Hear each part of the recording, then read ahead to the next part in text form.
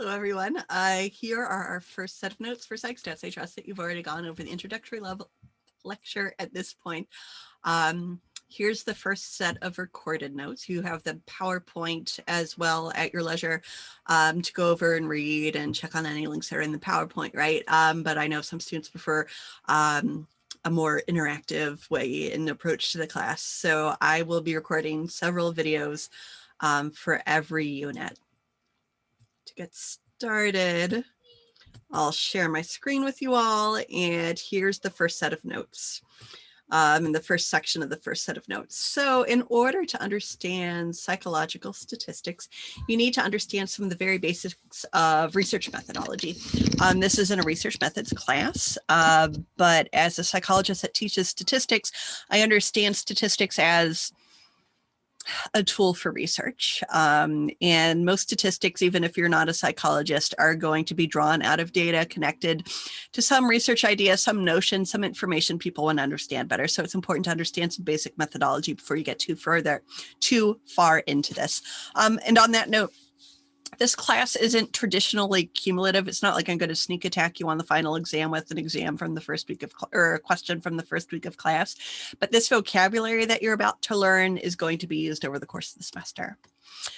So what are the two big classifications of data that we are concerned with in introductory statistics? Descriptive and inferential statistics.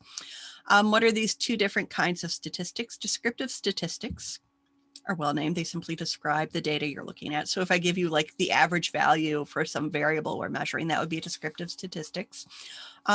Most data visualization, those are descriptive statistics as well, and we'll get into those later on in this unit. The other kind are inferential statistics. Why are they called that? Because they infer. You collect some data and you run some analyses on them and you infer something about reality, truth, science, whatever, based on the findings of those data. So here's an example of descriptive statistics. Here we have the Ultimate Wedding Playlist. So Walter Hickey, working for 538, contacted a whole bunch of different DJs, and he asked them what are the most frequently requested songs for weddings. And this data is a little out of date at this point, but this is what people wrote in with. Hey Ya, again, it's a little dated. I Want to Dance with Somebody, very popular wedding song. Uptown Funk, Shout, and Crazy in Love.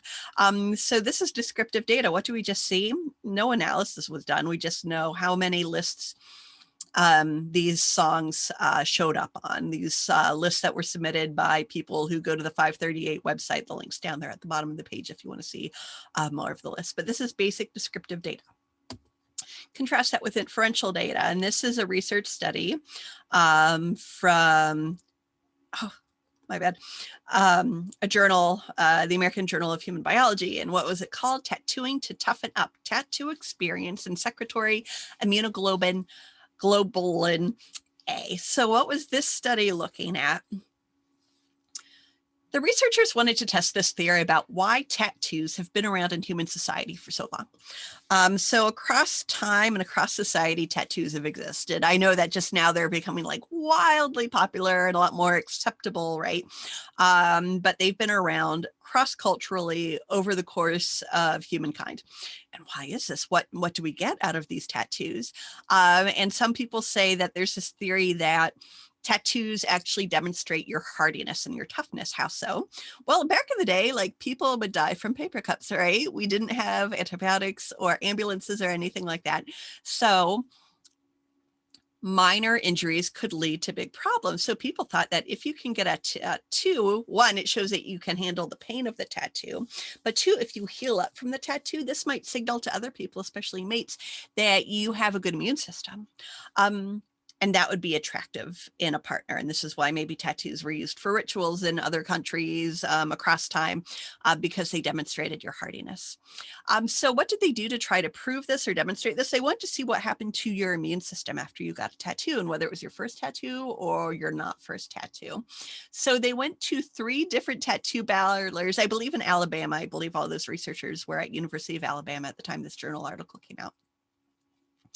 And what did they do? They got a bunch of people that were getting tattoos and they took saliva samples, because with saliva samples, you can measure all sorts of things. What were they interested in? they were interested in cortisol and immunoglobulin A. So cortisol is a stress hormone. It's harmful in the long term if you have too much of it, but it's a good stress reaction to kind of make you more alert and more charged up if you're in a situation that could be potentially stressful or dangerous. What's immunoglobulin A? It's an immune system part of your immune system, and it's released when your body is healing, when your body is working well, when you need to fight off infection. And what did they find? They looked at people who were getting their very, very first tattoo and people that are getting not their first tattoo. And people getting their very first tattoo, they have a cortisol outbreak. Their body has a stress reaction, right? Because a tattoo is an injury, basically, right? But what about those people that get multiple tattoos? The people that are addicted to tattoos? Maybe that's you. Maybe I'm describing you. What happens? Your immune system kicks into gear and you actually have an immune system boost. That's what this research found. Crazy. So don't like use that as an argument for with your parents to get a tattoo or something. Like, don't just say like, it'll fight off the COVID because my immune system's better, right? That's not going to really get you very far. And the state is not saying that, but it does demonstrate that people that get multiple tattoos also are appreciating an immune system boost. And how do we know this? Inferential statistics. Just about anything you read in a research article, regardless of the kind of science you're doing, it's going to be inferential statistics. Another discernment in our statistics and something to know is how do we analyze our data and what data are we looking at? We're typically looking at a sample, not a whole population.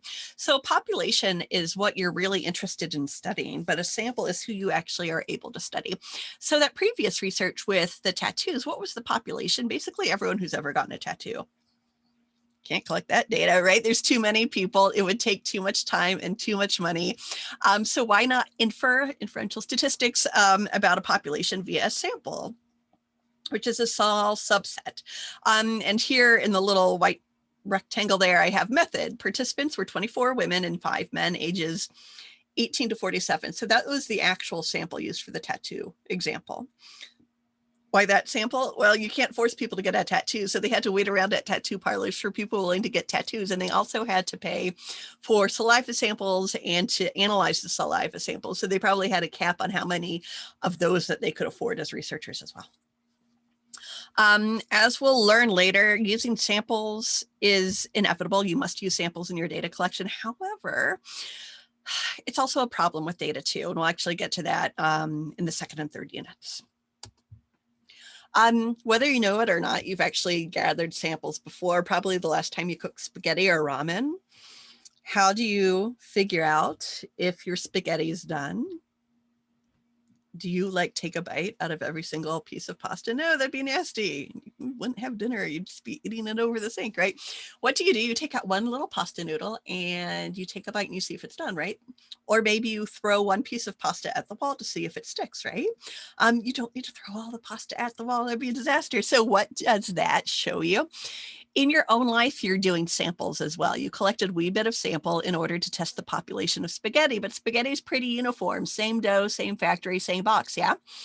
Which is why we need to select and sample more than one human when we're trying to do research on humans. And I keep on saying human, because I'm a psychologist, but whatever kind of research you are, you need more than one sample. What are some other terms that we need for our class? You need to know what a variable is. A variable is a thing, a discrete thing that you are measuring in your participants.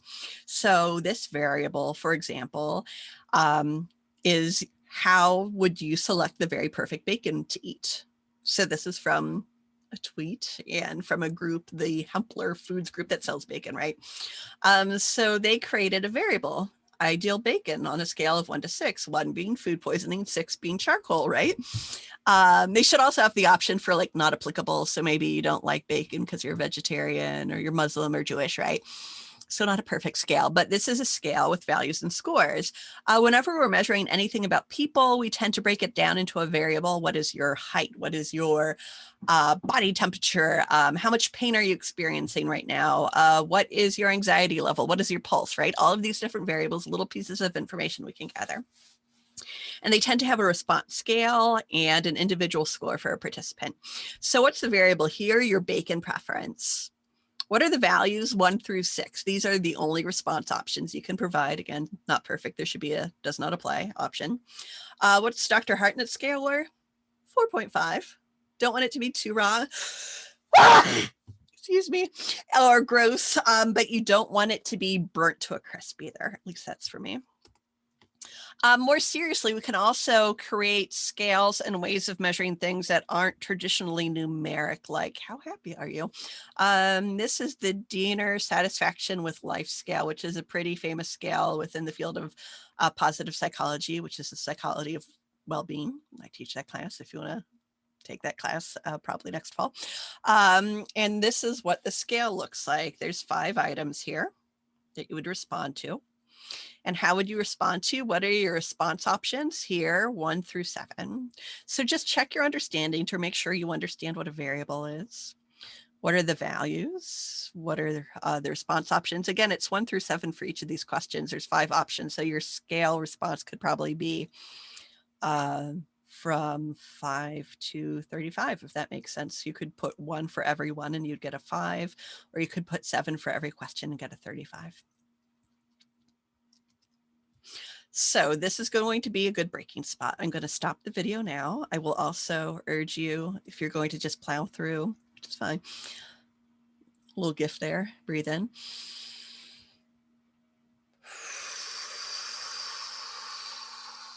I talk fast. This is a whole lot of material. And I urge you to take your time with this material as much as you can practically. But this is the very first video, and you can start again with the next video, which is the 1B video. At that point, I will stop sharing and stop recording and post this.